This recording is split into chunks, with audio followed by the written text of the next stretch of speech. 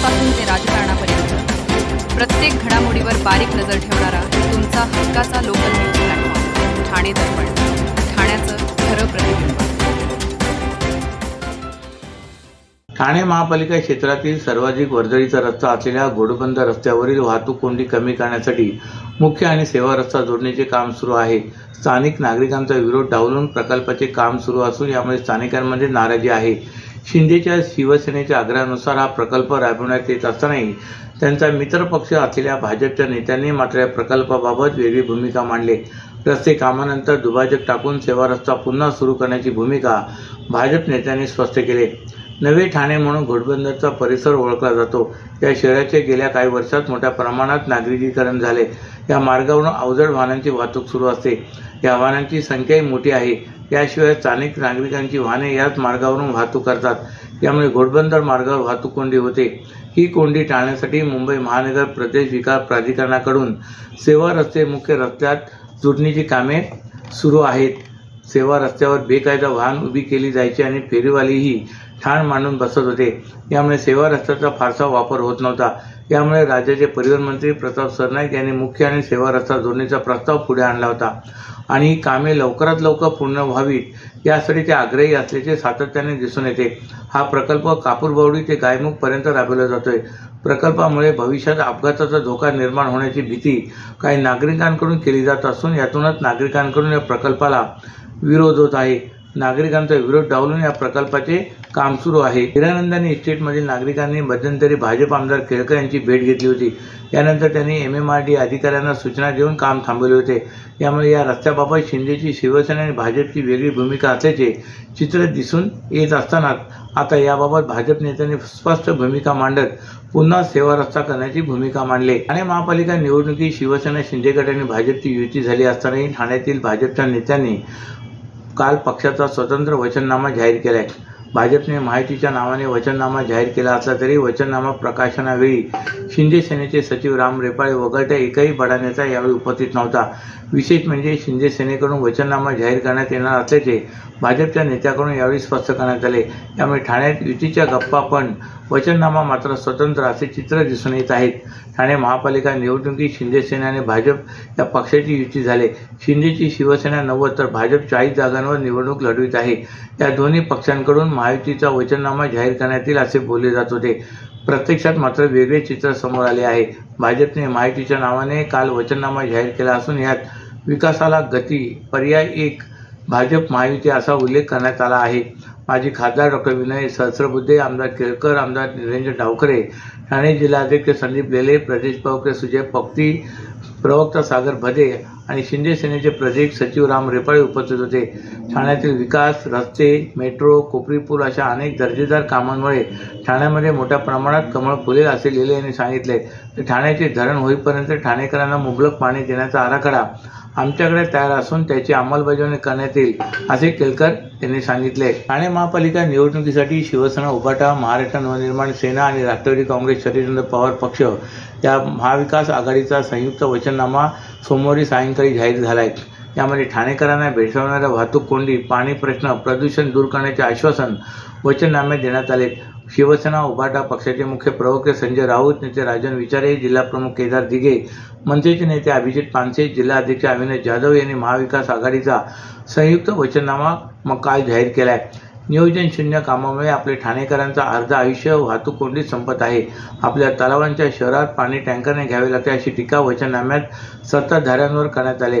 रस्त्यांसाठी कंत्राटदार की कंत्राटदारांसाठी रस्ते असा प्रश्न उपस्थित करत 15 वर्षे टिकणारे आंतरराष्ट्रीय तंत्रज्ञानाचे रस्ते हलगर्जी काम करणाऱ्या कंत्राटदारांना काळ्या यादीत आणि जबर दंड ठोठावणार असं म्हटलं आहे। गायमुख, साकेत, खारेगाव, कोस्टल रोड जलद पूर्ण करणार। गायमुख फाउंटन हॉटेल उन्नत मार्ग जोडणीसाठी प्रयत्न करणार। ठाणे बोरिवली भुयारी मार्गाला गती मिळवून देणार। कोपरी आनंदनगर साकेत एलिव्हेटेड उड्डाणपुलाची निर्मिती करण्यासाठी प्रयत्न करणार। कोपरी पटणी रोड दरम्यान खाडीवर नवीन पुलाची निर्मिती करणार। पूर्ण घोडबंदर रोडवरील सर्व्हिस रोड युद्धपातळीवर पूर्ण करणार। शहरात नियोजित पार्किंग प्लाझा उभारणार। टँकर माफियांना आळा घालणार आणि पाणी पुरवठा 585 दशलिटरवरून 1116 दशलक्ष लिटरपर्यंत वाढवण्यासाठी पाठपुरावा करणार। तर ठाणे महापालिकेचे स्वतंत्र धरण उभारण्याचा प्रयत्न करणार, जुन्या विहिरी पुनर्जीवित करणार, तलावांचे संवर्धन व सौंदर्यीकरण करणार अशा आश्वासनाचा यात समावेश आहे. सर्व नागरिकांना आवाहन करण्यात येत आहे की सध्या डासांमार्फत पसरणाऱ्या डेंग्यू या आजाराचा प्रसार रोखण्यासाठी प्रत्येकाने पुढील प्रमाणे कार्यवाही करावी. डेंग्यू आजार एडिस इजिप्ती हा डास चावल्याने होतो. या डासांची पैदास साचलेल्या किंवा साचवलेल्या स्वच्छ पाण्यामध्ये होते. 8 दिवसांपेक्षा जास्त दिवस पाणी उघडे व साचून राहिल्यास त्यात डास अंडी घालतात. अंड्यांच्या अळ्या तयार होऊन पुढे डास तयार होतात. यासाठी आपल्या घरातील पाणी साठे उदाहरणार्थ बॅरल्स, पिंपे, टाक्या, हौद, रांजणे इत्यादी दर आठवड्याला रिकामे करून घासून पुसून कोरडे करून पुन्हा भरावे. 1 दिवस कोरडा दिवस म्हणून पाळावा. पाणी साठ्यांना घट्ट झाकणे बसवावीत किंवा जुनी साडी, चादर, धोतर यांनी बांधून झाकून ठेवावीत, म्हणजे डास त्यात जाऊन अंडी घालणार नाहीत. घराच्या गच्चीवर, आजूबाजूला, अंगणात कोठेही पाणी साचू देऊ नये. भंगार सामान उघड्यावर टाकू नये. उदाहरणार्थ टायर्स, प्लास्टिक सामान, कुंड्या, टाकाऊ वस्तू इत्यादी.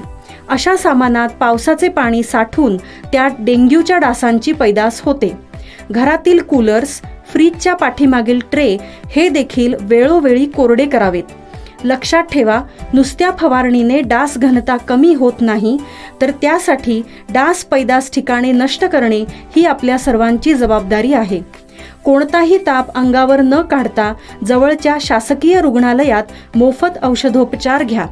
अशा प्रकारे नागरिकांनी सहकार्य केल्यास डेंग्यूचा प्रसार रोखणे सहज शक्य आहे. ठाणे महापालिका निवडणुकीत एका दिवशी 6 उमेदवारांनी उमेदवारी अर्ज मागे घेतला. अनेक उमेदवारांना पैशाचे हमी दाखवण्यात आले. पैशापुढे जे झुकत नाही त्यांच्यावर पोलिसांचा दबाव टाकण्यात आला. ठाण्यात यंदाच्या निवडणुकीत लोकशाही नव्हे तर रोगशाहीचा कारभार सुरू असल्याची टीका राष्ट्रवादी शरदचंद्र पवार पक्षाचे जिल्हाध्यक्ष मनोज प्रधान यांनी केला आहे. ठाणे महापालिका निवडणुकीत एका दिवशी 6 उमेदवारांनी उमेदवारी अर्ज मागे घेतलेत. या लोकशाहीसाठी काळा दिवस होता. उमेदवारी अर्ज मागे घेणाऱ्यांना पराभूत झाला तरी लढा असा सल्ला दिला होता, परंतु कदाचित पैशाची आमिष किंवा सत्ता आणि पोलिसांचा दबाव या सगळ्यामुळे त्यांनी माघार घेतली असावे असे मत त्यांनी व्यक्त केले. तसेच पक्षाचे उमेदवारी अर्ज दिल्यानंतरही असा प्रकार होईल यावर माझा विश्वास बसत नाही. पण जे घडली ही गोष्ट लोकशाहीसाठी घातक आहे.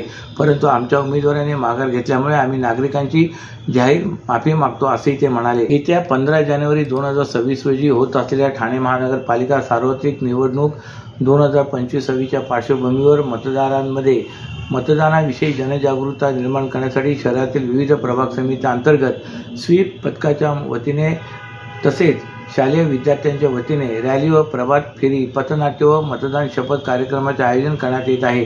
या उपक्रमांना नागरिक, विद्यार्थी, शिक्षक व पालकांचा उत्स्फूर्त प्रतिसाद लाभत आहे.